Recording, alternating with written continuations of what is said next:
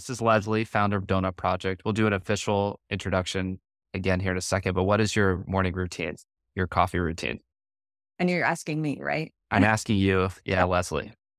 When I wake up, I usually drink a little bit of water that's left over on my bedstand from the night before. I always have water. And then after that water's done, I have an espresso machine and I do 2 pods and I pull long shots of those, longos, and I drink it black. And I drink the 2 shots in 1 cup. And then after that, I usually do not drink any more coffee. And that's usually around 7 a.m. And I think context for everyone, you used to go into a shop Yeah. to make donuts every morning. What was your routine then? Did you use the espresso machine at the Doughnut Project? I did not. I did not drink coffee once I got there. I pulled shots all day Wow. on my beautiful La Marzocco GB5 dual handle espresso machine. That was the most expensive piece of equipment in the shop. And I loved Yes. it, but I didn't drink. I don't know why. I just, one, I didn't really have time. And I like coffee when it's really hot. So if it sits around, if I have to set it down, I don't want it anymore. So once in a blue moon, I might pull a shot and have. So Yeah. wasn't a habit. Yeah. Yeah. Interesting. That would have been my guilty pleasure Yeah. if I was in your shoes. A lot of questions. I'm even curious what happened to the espresso machine, but we'll talk about that later. So to give everyone an introduction, Leslie and I are both in New York right now. Leslie is the founder of the Doughnut Project, which has a fascinating story leading up to before Doughnut Project and now what she's doing now that she's exited that business. Was a bottle customer and which I loved. And the shop was actually in the neighborhood that I live in, which was really cool. So before we get into the discussion, I also want to give a shout out. I see Lou is in here from Smash Meals. Lou had pushed us to do a meal delivery conference, which we did in Nashville. And I know we emailed out to everyone about that. It was amazing. It was like so fun meeting so many people in person. So I just want to give a heads up, like we're going to be doing more of those around the country and getting people together, and would love for everyone listening if we could find a way to convene for a conference at some point. Okay, back to the coffee chat today. So I see this as a 2-part conversation. So Leslie, founder of Doughnut Project, we're going to start talking about her journey, what the Doughnut Project was all about, how she grew Instagram to over 200,000 followers, marketed the business. And then part 2 of the discussion, her realizations as an entrepreneur, what it's like thinking through life and running a business, and what she's up to now. So throughout the conversation, please toss in questions to the Q&A and we'll get to them as it's relevant throughout the talk. But yeah, to start out, Leslie, give us the as quick as you can backstory to what then led you to open the Doughnut Project. It's a very unusual path. I was actually a lawyer practicing law in Los Angeles, California, and my husband had a lot of business in New York. So we would go to New York a lot, and I would always tag along and work out of my law firm's New York office, work out of it. And I would always have everything curated with like food. I was totally a foodie into fine dining. I knew about chefs. I was really into the food scene. And my husband and I decided we were going to move to New York. It was good for his business. And I really wanted to do it because I was in love with New York. And I'm an East Coast person. So California was fine for 12 years. But after that, you're done with it pretty much. I met a guy who was a bartender and we became friends because we would frequent where he worked when we would come to New York. And he told me he wanted to open a donut shop. And I pulled out my phone. I showed him pictures of donuts on my phone. I said, I love donuts. They make me so happy. I'm moving to New York. Maybe I can help you write a business plan, raise capital. It was like exciting to me to be involved in a food business. So long story short, moved to New York. It was right after Sandy hit and my law firm their office was underwater and they were like, we can't really have you start right away. So I started diving into this donut deal. And the more I got into it, the more I loved it and said, I'm just going to do this. So my law firm said, okay, we're ready. I said, nope, I'm going to open my own business and I'm not going to do that. Opened the Doughnut Project in October of 2015. Completely never owned my own business. My partner at the time had never owned a business. New York has the highest failure rate of any city in the world. It is super competitive. We were stupid and naive to even try it, but we did. Yeah, that's always the case. I feel you have to Yeah. be too naive to give it a go. Yeah. What drew you in? Like, why donuts? What got you excited? I just loved them. I used to eat them. I grew up in the South and I only knew Krispy Kreme. And that's literally the only donut shops that were there. And then when I moved to California, there were donut shops everywhere, all these mom and pop Korean shops. And just they were different kinds. And people would bring them in huge boxes to the office. And I would notice how everybody would laugh and get around them and make jokes. And it brought some relief into a very tense daily life of a litigation attorney in downtown Los Angeles. So it was joyful instead of negative. And so was that part of the vision of the donut project of more fun flavors than sort of Krispy Kreme had, but in New York? Like, were there not people doing that here? No one was doing it here or anywhere. And my old business partner was a bartender, had worked in fine dining, and I was a huge foodie. So it made sense to take inspiration for from food and cocktails for our flavors. And that's what kind of set us apart from everyone and actually set us on a path of gaining notoriety and publicity all for free, literally changing our lives overnight because of what we were doing. Yeah, let's dig into that in a second. But I'm curious to set the scene. What did you guys open? Was it a shop? Where was it? How did you figure out where to open? And then let's talk about, yeah, because I think what you did to build the business and do partnerships was super interesting. Yeah, no, we had a retail storefront in the West Village of Manhattan. It was on Morton Street, right off of Bleecker, which is a highly trafficked, foot traffic, tourism heart of Greenwich Village, West Village area. And we were right off the corner because we couldn't afford to be on Bleecker. The corner spot on Bleecker was $27,000 a month for not even 500 square feet. And our location of 725 square feet was $8,000. So we were like, okay, we'll take that one. And it ended up being a beautiful street and we ended up becoming a destination. So it didn't matter where we were. People would have Hmm. come to us if we were hanging off the cliff. They would have come to us. The location was a financial thing, but ended up being just fine and in a beautiful neighborhood of New York City. And Same place it was to the end. You guys that didn't was the move. original location that I closed down in February. Yeah. Yeah, cool. And then, okay, so then what were you serving? You were like, so you found this shop, and then what was your vision for the donuts you would sell? We had from day one, we had a bacon maple bar on it. A bar shaped donut is a Midwest, West Coast thing that no one does here. And so all the West Coast, Midwest people who come to New York were thrilled to get our bar shaped donut. We did an olive oil black pepper donut.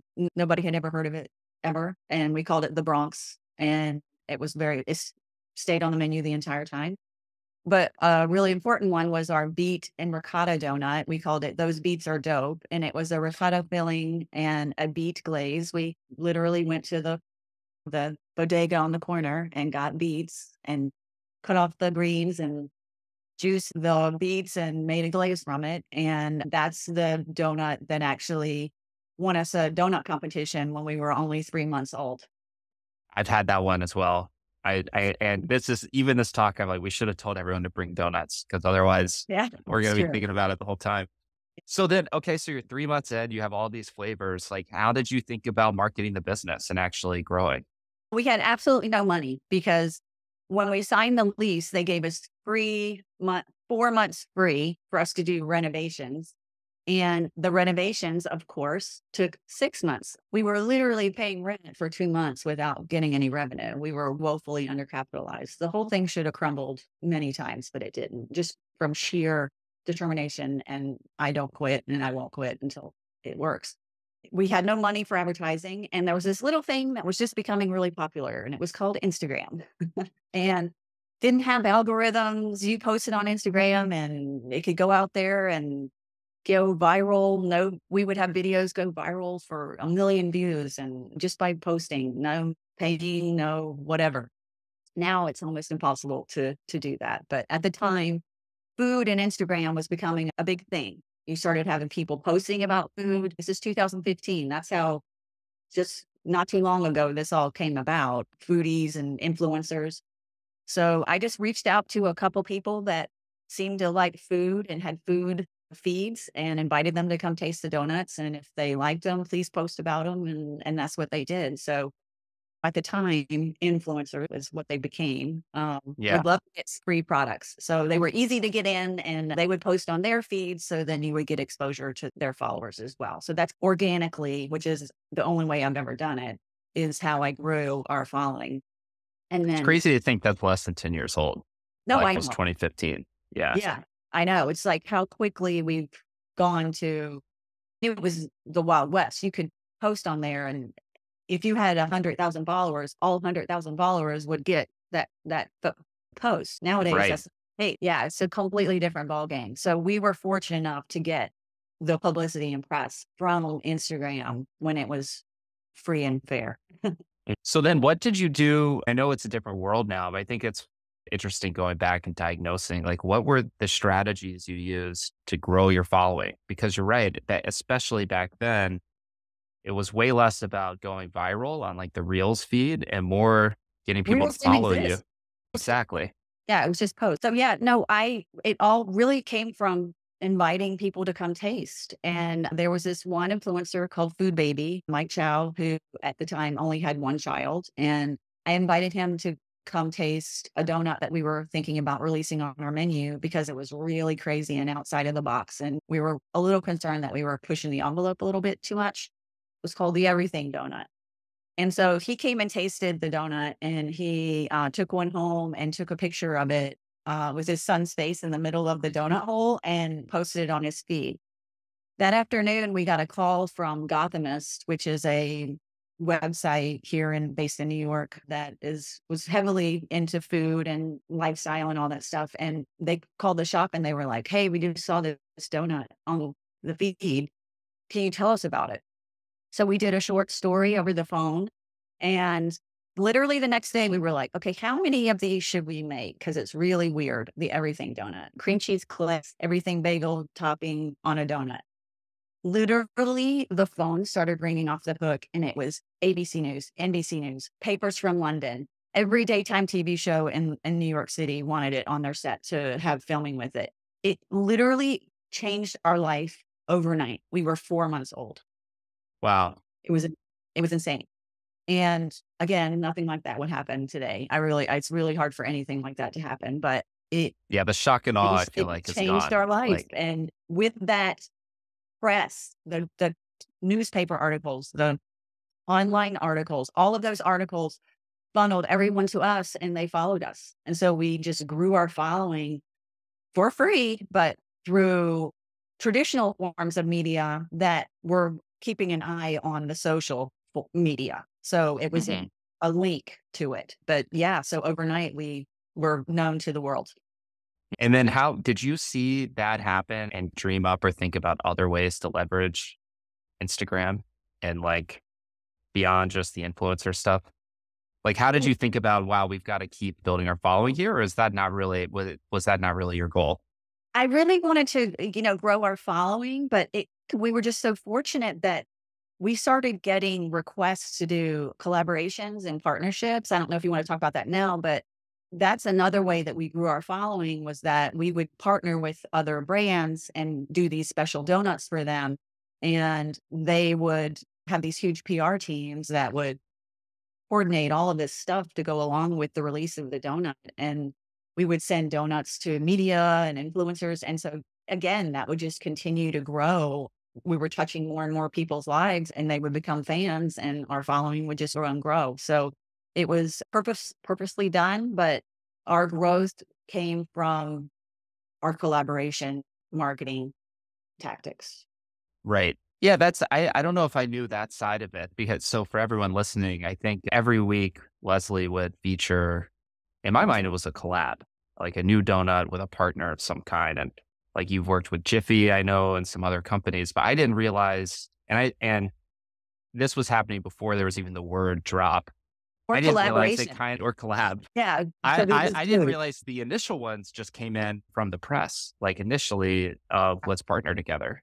since my business partner was a bartender and I was a huge drinker, we always had a cocktail donut on the menu too. And so that was something novel and different from everyone else. So not only did we have bacon, olive oil, black pepper, beets, cheeses. We had old fashioned cocktail donuts. We had make bourbon maple donut. We always had an alcohol one on the menu. So all of these alcohol brands started reaching out and saying, we'll send you the alcohol. Can you make a donut for this event or for this release of a new wine or a new alcohol flavor or something? So we had in our basement had a cage full of alcohol that we would get because they would send us so much stuff. It was insane. And so through those collaborations, that's how we became known for doing collaborations. And when that gets seen by eyes of other PR people, then they reach out with their clients. Oh, I have a brand who's releasing a new cheese. Can you do a donut with that? Sure. Here's the rules. Mm, Send me the product. We sell it. We promote your brand. But it was just mm. became a strategy that I set up a process around, and we had many collaborations and the list is long, but Yeah. if we didn't have one, at a certain point, I started implementing a different part of our weekend special, whereas we would just come up with something ourselves that was unique Mm. for the 3-day window. Yeah. So that really became core to your strategy. Like Yeah. I need a new thing each week. New York City, there's carts on the streets that sell donuts for $1. Granted, you're getting $1 donut, but there was competition. Like their donut plant had been here for 20 years. Dough was here before we were. There was lots of donut shops. So in New York, you can't just open a donut shop or anything and be just like other people. You will not succeed. You have to be different. And we were Mhm. just fortunate that was what we wanted to do anyways. We didn't know that. We had no idea. We had never tried to run a food business in New York and understand, oh, you have to be different. But we Mhm. were, and that's what made us successful. And then I realized you can't just sell chocolate glazed donuts. That's not going to work, Right. especially for to meet your rent and your labor costs. My donuts were not cheap at all. Like they weren't a Right. dollar donut cart donuts. Yeah, I think one interesting takeaway or just observation between what you've done with Donut, this high-end donut market, and then we service mostly meal delivery companies is everyone tells us that the number one most read email is always new Oh, yeah. menu item, new menu alert. And it's interesting observing that same phenomenon with you of like that was so important of something new every week for someone to check in on. 100%. And that's how I use Instagram. That was how I communicated to people. Here's what this weekend special is going to be. It's a Mhm. collaboration with Angry Orchard apple cider, and we're doing hard apple cider fritters. In the Raw sponsored my sugar for my apple cider donut every year. Skippy sponsored my peanut butter for my peanut butter and jelly donut every year. Brooklyn Gin gave me gin so that I would have a Brooklyn Gin donut on my menu every day. So it Mhm. just built on itself. And I realized this is the way that I can stay relevant, and people will continually coming back because it's not the same. We have the classic menu that's on there all the time, but then there's always something new. So Right. that was the strategy. There's always, you could come every week and you could get a different donut. And Yeah. that was Cool. strategy and it worked. Did you ever seek out these partnerships or like pretty much everyone approached you? Everyone approached us. It was insane. Yeah. What was then the process for if you didn't have a partnership lined up? Like how much pressure was there and how did you manage like inventing something new for that week? Before the pandemic, we weren't so worried about that because, well, we might talk about this later, but before the pandemic, I had 2 locations and lots of employees, and it was a bigger monster to control. So Hmm. it was usually just when we had collaborations that we would do something new. But when the pandemic hit, I switched it over to every single weekend. We would have 2, sometimes 3 donuts available for Friday, Saturday, and Sunday only, and they go away forever or an entire year. And it brought people in, really did. And were most of your customers just like individuals in the neighborhood or like what was your customer base? It was everybody. It was locals. It was people from all over the world. Every day I would have somebody in my shop from England, Italy, Japan, China, Scotland, Australia, Brazil. And it would be because they found out about us because some influencer, and this is like more recent, an influencer would come in and do a review or come in and film in the shop and taste the donuts. And so they a little person. And that's when they were like, okay, when we go to New York, we have to go to this donut place because that's what this influencer said. And all of that. It laid most recently, influencers were huge in bringing people globally to my business for sure. Did So, you so think we're about, global. yeah, it's funny you say that. I was on Regular the other day because it's right by Union Square and there was a donut tour starting there. Yeah. And Well, you we were on mentioned, tour. Yeah. We were on yeah, tour. Yeah. yeah. We were What were on. other sales channels? Did you pursue wholesale or like office deliveries or so? Like, how else did you sell your donuts? Or was it pretty much all kind of consumer and then maybe some tours coming in? We did, like I mentioned, we were on the tours. We would have about 15 tours come through a week. But originally we were just retail storefront. Then we tried wholesale. It was not worth it. Everybody wants the donut for half the price at 6 a.m. delivered for free. And it's like, I'll just sell them where I am for the full price and not deliver them and make more money. So that's a slippery slope. If you go wholesale when it comes to the donuts, at least, it's very hard. You have to have a machine pumping them. The donut project is handcrafted. It's hand rolled. It's hand cut. Everything is done by hand. We don't have a sheeter where everything's mechanized. So we weren't set up to make wholesale work. We're not Krispy Kreme. So we couldn't do that. But we started obviously with delivery apps like DoorDash and delivery systems because we didn't have money to have an employee to go deliver products. The delivery apps were becoming more and more popular. And so we would sometimes have 3 different Uber Eats or Postmates or Grubhub or DoorDash delivering. And then we had our pre-ordering system, which you guys helped, which we'll talk about later. But then I also had corporate clients. So I would have clients who would order hundreds of donuts once a month, or at the end, I was delivering 150 donuts every week, every Friday to a tech company. Yeah. So I had corporate clients. I redid Do you have any weddings. law firms? Is this like full Yeah, I've circle? Like, delivered yeah, to law firms many times. Yeah, law firms, real estate, any office environment. Again, taking back to the origin, brings in donuts to make its employees happy. And right. literally, this tech company I would deliver every week, and I would have people come into my shop and say, "I work for that company, and I don't ever go into the office except Fridays because I know your donuts are coming in." Yeah. So Good it worked. tactic by them. Yeah, it worked. So give us like the arc of your business. Cause I think you've mentioned it of starting and in 2014, 2015, and then opening a second location and then COVID hits. Like what was your journey in terms of Donut Project and its Yeah, major phases? yeah, early success, but still newbies at running a business. I had a partner who was in charge of operations, and I was in charge of everything else. And when the pandemic hit, I had 2 locations and I had 25 employees, and we were open every day and 9 hours a day. We were hundreds of thousands of dollars in debt and made absolutely no money, not a penny at all. I was miserable. I was so stressed out. I was like, this has to work. I can't fail at this. I was very stressed out. Pandemic happens, bad for the world, good for the donut project. Like I said, all right, here's what we're going to do.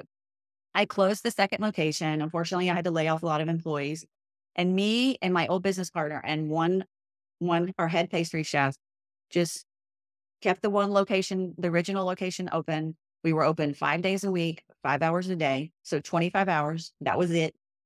And we started doing I still had people wanting to do collaborations. And I was like, we have to have something special every weekend because people would drive from Boston, from way out Montauk, Long Island, from Vermont, from Jersey to come in during the pandemic and walk in and pick up their bag of donuts. And to this day, when we closed, I had people come in and say, you saved us in the pandemic because it was so exciting every weekend to come get the new donuts.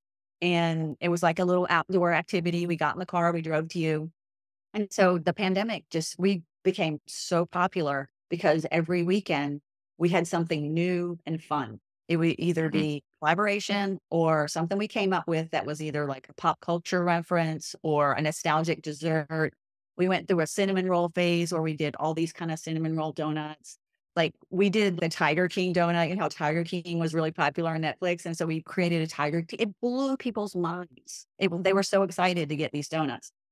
And I was happy. I loved it. I was in the business. I was pulling shots. I was making donuts. I was glazing donuts. I was selling donuts.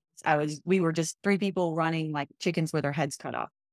And then my business partner left, and then it was just me and my head pastry chef. And so I brought back on a couple more pastry chefs, and that's pretty much how I kept it. I never increased my hours, only 25 hours a week, and it would be me and three pastry chefs. And we would do crazy collaborations and weekend specials every weekend, and we killed it. I paid off all my debt and became profitable by being less is more. I literally was open half the amount of time and became better at it. Yeah. more And, profitable. and have the storefront, I think, right? Like you closed the second location. Yeah, the second location was closed. So it was just the original location in the West Village, a tiny little 724 square foot. And with keeping it tight and small and creative and just making it almost like an art project, it just turned around and became successful, not just from the outside looking in, because everybody thought, oh, you're so successful. But before the pandemic, I didn't make any money. I like not a penny. And we owed hundreds of thousands of dollars. I owed my food purveyor $30,000 when the pandemic hit. $30,000. Every day I woke up before the pandemic and I had 2 locations and 25 employees open 10 hours a day or whatever. I owed $100,000 before I made 1 penny. That's a lot. That's a lot of pressure. Yeah, it And then absolutely when I is. made it smaller and more manageable and I could actually do it, changed everything. It made it better and I loved it and I was super happy and made it successful and paid off the debt and made money, like actually made money. So it wasn't just bottle that made you super happy. No, but bottom. Yeah, I'm just kidding. Correlated with the time. Yeah. I'm curious, like your thought process of that. Okay, the pandemic hits. In theory, it's an oh shit moment. Did you view it that there was this kind of narrative opportunity to take advantage of it, or just like things broke and you said, I have to change something? Like, what was your thought process in this transition time? I think it was a selfish one. I think it was, I am not going to just close it with owing all of this money and in this bad of a shape of a business. Successful visually and like what we were doing, but it wasn't making money and it was in debt. I was not going to quit at that point. And so we're scaling back and we're just going to make donuts and see what happens. And I started to make money and because my expenses were so much less and you become more efficient and like streamlining processes and making little few changes and you got less people doing things. You better have good people. When you have all these people, a lot of times it's inefficient and people tend to not work very hard. But when it's you and a couple of people and you're really committed and you pay them well and you treat them well and they're committed to the brand, then you can achieve great things. And that's what it was. I only hired professional pastry chefs who went to school. This is their career. This is what they want to do. Not, oh, here's a Craigslist ad and you get people coming in who think they just need a job. Being very targeted on who I wanted on my team and paying them well and giving them up every day. I would be like, oh, here's our sales today. And like, just blowing our mind. We would make like $5,000 in 5 hours in sales. And it's pretty good in New York City. And you can do that, keep doing that kind of sales and you get out of debt and you start making money. It was Yeah.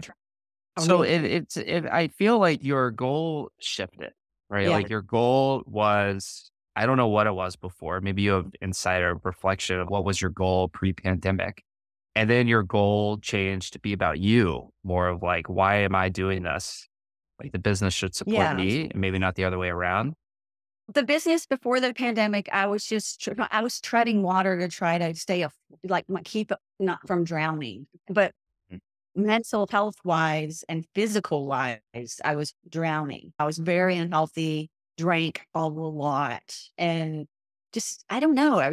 When I look back on how I was at that time, I was very unhealthy kind of state, but that's I'm never going to quit. And it can be up to a detriment at times when sometimes you should. But at this point in the pandemic, I was just not going to walk away owing all this money, and it just wasn't going to happen. So slowly but surely, I found, hey, less is more. Let's do less is more. And it turned everything around. And I became very happy with working in the business. But after 3 years, I was like, this is great.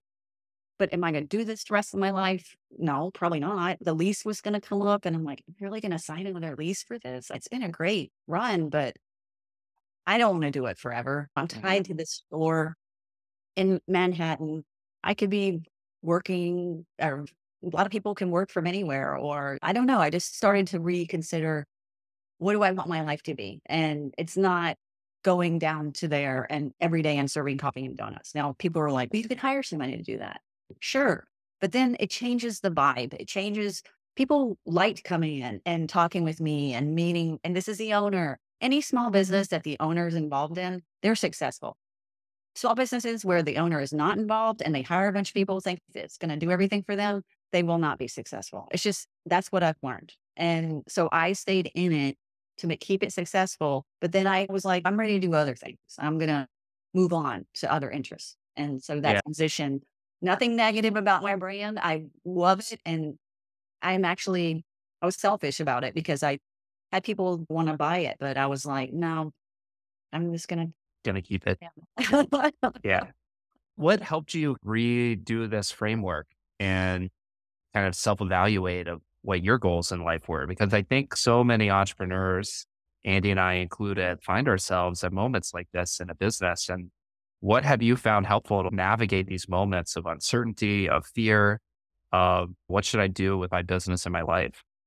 Yeah, I just took a journey. I'm older and it's a joke. My husband's, oh, you hit a midlife crisis. And I'm like, no, men may hit midlife crisis and they buy a sports car and make bad decisions. Women, we kind of pivot or hit a reset and we shake off unwanted things and grow. That's my experience. I just went through a lot of self therapy, so to speak, and figured out a lot of things that were causing me to behave certain ways and have an unhealthy lifestyle.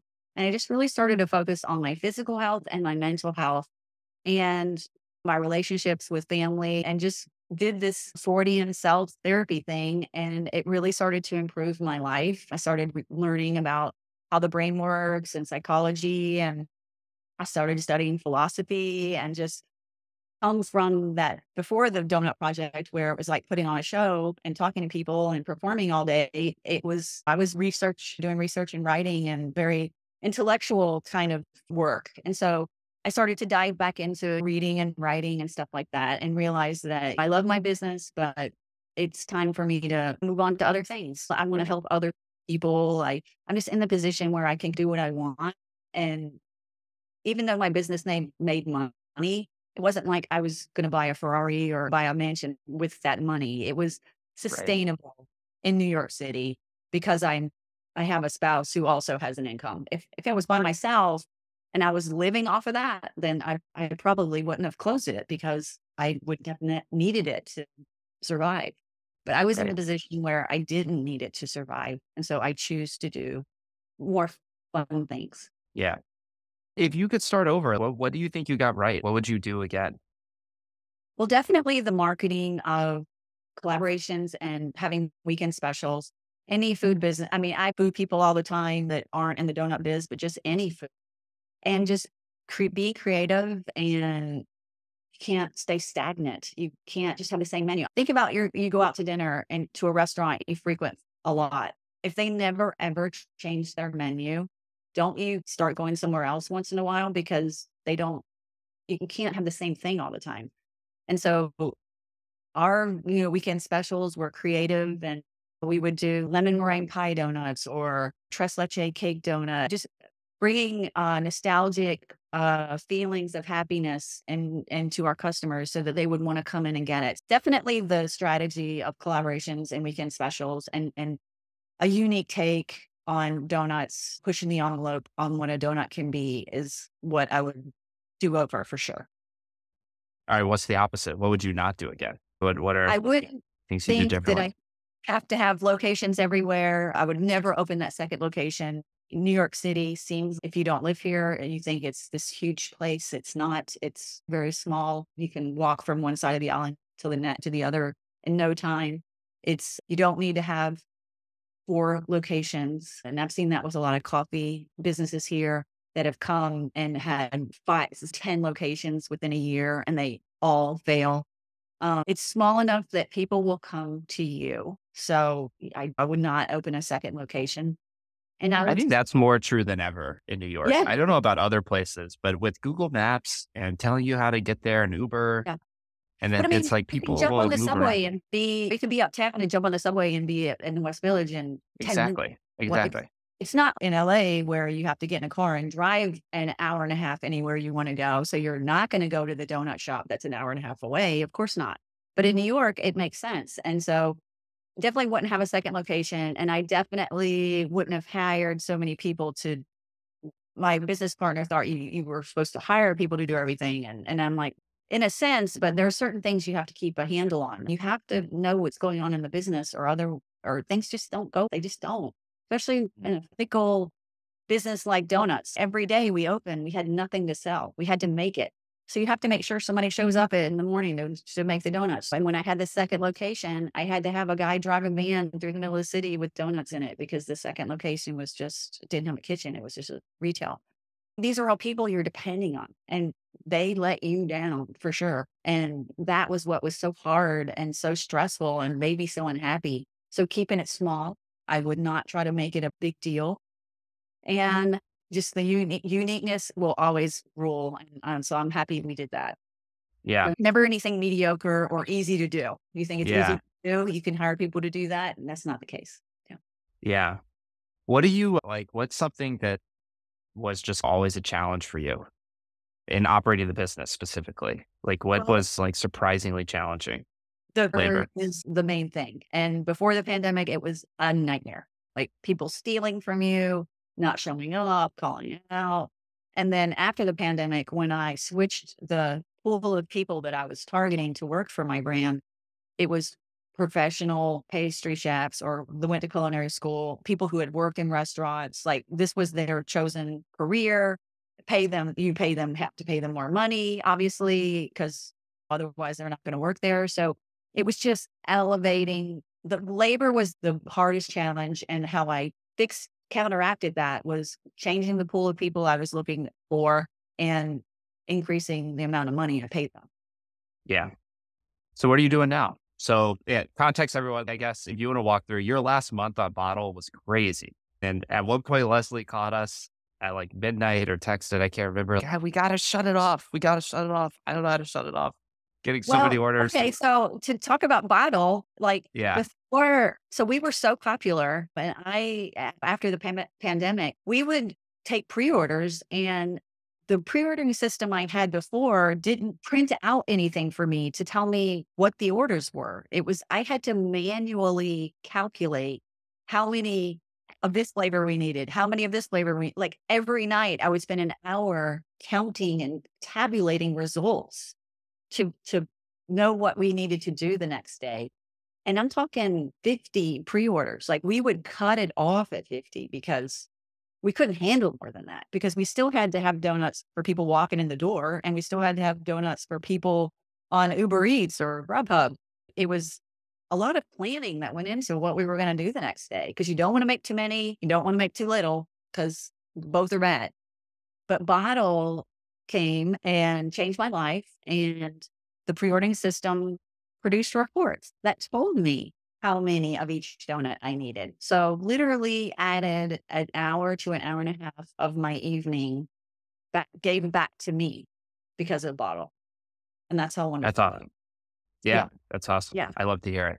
But at the end, we would Yeah. have to I'm like, I have to turn it off because we can't take any more. Like 50 was the limit. Every day we would have 50 pre-orders. And that would mean that's not 50 donuts. That's sometimes 400 donuts that have been Right. pre-ordered. Right. And that's not people coming in to buy them, because people are coming in to Right. buy them too. And then pre-ordering was great for us, and why Bottle was so important because of our model of collaborations and weekend specials and limited runs.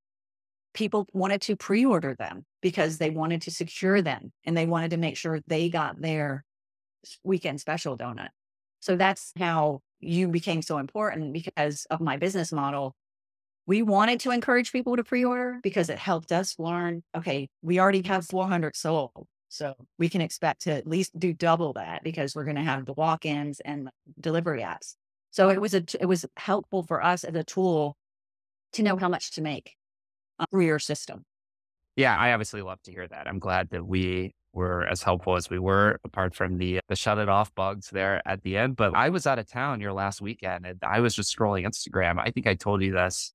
And I remember seeing videos of people posting it, people lined up around the block, Yeah. trying to get in. And I knew Yeah. because of the context of shut it off, like there were Yeah. too many orders. I was like, Like wow, you guys are, and yeah, the man, Lucy, like the show Lucy, when they're working the conveyor belt with the chocolates and they're trying to shut it off. Like it was that kind of thing where people were just ordering, and I would blink and there would be 10 more orders would come in. And it was just like scary, because we can only execute so much in the time frame. And it was shaky there at the end. But also with Bottle, every week I would have to remove a couple things off the menu and I would have to add a couple things to the menu. With your system, it wasn't like I set it up and it was, oh, we're good to go for forever, updating and changing it, which was very easy to do.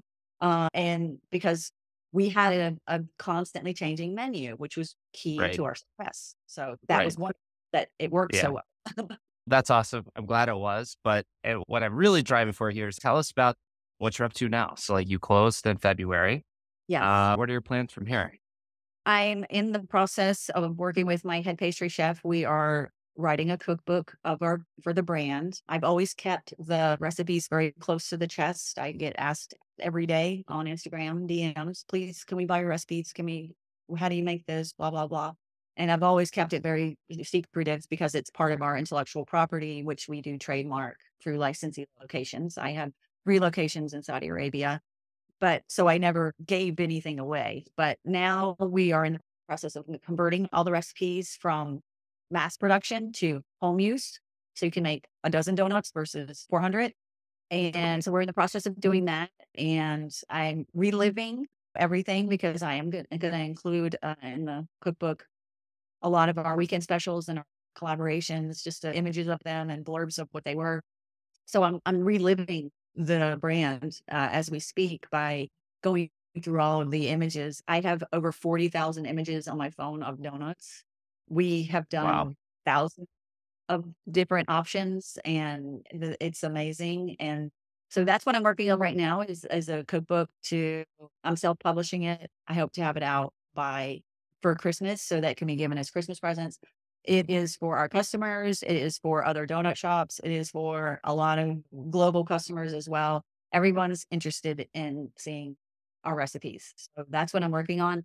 And then besides that, I'm traveling. I'm actually traveling a lot. I've been to visiting family that I haven't seen in many moons because I was so tied to the shop. Going to California a lot to visit family there because I used to live there and my husband's family's from there.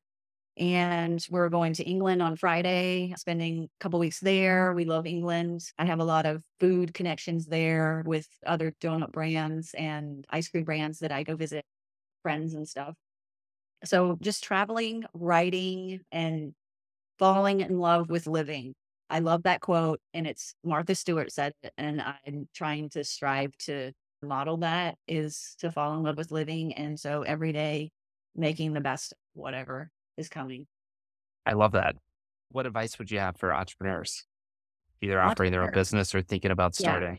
starting? Once you do it, you'll never go back to working for anybody else, because it is very rewarding and wonderful, but it is very hard, and it is a 24/7 situation. It's not for everybody. If you like going to work and clocking in and then leaving and not thinking about work anymore until you have to go back, it's not for you, because it will infiltrate every day of your life. Even when you're on vacation, trying to be on vacation, you will still be dealing with your business. With that said, You got to have the right character traits. You got to be very motivated and driven and no quit, never quit attitude, do what it takes, that kind of thing.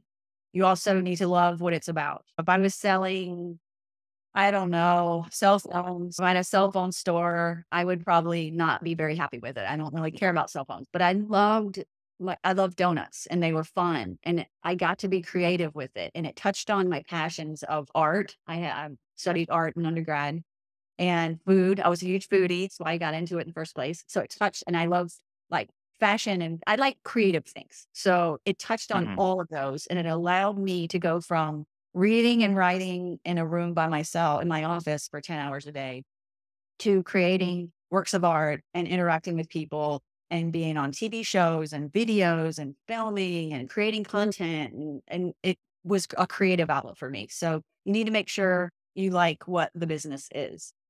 You should also partner with people who maybe have skills that you don't, because I'm telling you right now, it is very hard to start a business. And sometimes when you have a partner that maybe has some skills that you don't have.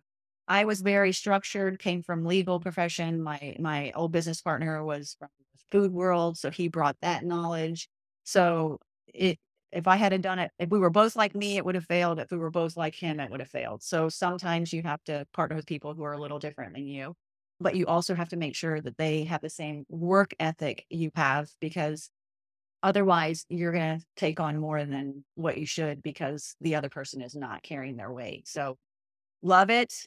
Work with somebody who has something you don't have and make sure they're the right person. And you also have to have support from your family, because I went from a 6-figure job to not taking a salary for over a year. So it's not, sometimes it's could be rough. So you have to make sure you have support, not necessarily financial support, which helps support, want you to do this and encouraging you to do this. Because if your partner is pissed that you gave up a job to struggle and to literally devote all your time to something, it's not going to work. So support from your whoever and that you surround yourself with is very crucial. I think all excellent advice. Do you have is there like a funny story in your mind that sticks out of running a shop with a funny celebrity coming in or donut failure or something that maybe wasn't funny at the time Oh, in okay. I got retrospect? one. Okay, I got a lot of them, but like we worked with Jim Gaffigan. We were on a show with Jim Gaffigan. Like I've done all kinds of crazy stuff. But one of the funniest things was my business partner and I went out and got plastered drunk. And the next day we had a filming with Sean Evans from Hot Ones, because Oh, we yeah. were eating Hot Ones donut. This is a long time ago before he became what he is now. He had the show, but it wasn't as big as it is now. We were doing a donut for National Chicken Wing Day with First Feast. I forget the name of First Sweet it. Feast. First Yeah. Sweet Feast, yeah. Yeah. So he was coming to film to talk about the donut we created with them. And I wasn't even supposed to be on camera, but my business partner was so hungover that he didn't come in. And I had to do the video off the cuff with Sean Evans. And you can see it. It's out there on YouTube. It's there. And I did great. I'm telling you right now, you would never know how sick hungover I was. And this is another thing. Like, I don't even hardly drink now. It's like I've changed my whole life. But that's how crazy it was. Like, we would just go out and have fun. And then, oh, yeah, we have this filming tomorrow. And we actually have to act like we're human beings. But Right. that's my funny story. Yeah. I'll have Performing to look up the video. Yeah. Yeah. I'll Google it. performing, and I'll you will find it. not believe that. You'll see it and you'll be like, Yeah. wow, I don't look fungo. I don't act it. I Yeah. should Oscar for that because I was deathly hanging on by a thread. Yeah. Funny. Yeah. Thank you so much for your time. Is there any other like closing thought or something you wished we had covered or had imparted here? No, but you've covered everything. But I would say if any of your people want to call or chat, let me know. I'd love to give advice. That's one of my favorite things to do, is to share what I know. If anyone has questions, they can get my information from you. And Yeah, absolutely. I have a Calendly phone call set up system so that people can schedule a call if they have questions or want to know more or ask advice on their business. I'm not that I know everything, but I pretty much learned a lot from my 10-year Yeah. project. Awesome. But yeah, I encourage anyone who wants to get in touch, just will@bottle.com is my email. Email me and I'll put you guys in touch. And thanks so much for the time today. Yeah, And thank you. congrats on what was an amazing journey and it's still going. And just sad that your shop is gone, I but know I miss the donuts for sure, but I do too. it was a moment in time, and just like Studio 54 or whatever, something that's so special doesn't last forever. It usually doesn't. And if it does, it's changed. Something changes from something special to now it's everywhere in every city. It's because it's changed, and it's not changed for the better. It's changed for the worse. So Yeah. when something's truly special, it stays small and it usually doesn't last forever. Yeah. I think I agree with that. Yeah. Have an awesome rest of the day. Enjoy the trip to Thank you. England and hope everyone has a wonderful Tuesday here. Thanks for tuning in. Thank you. Bye.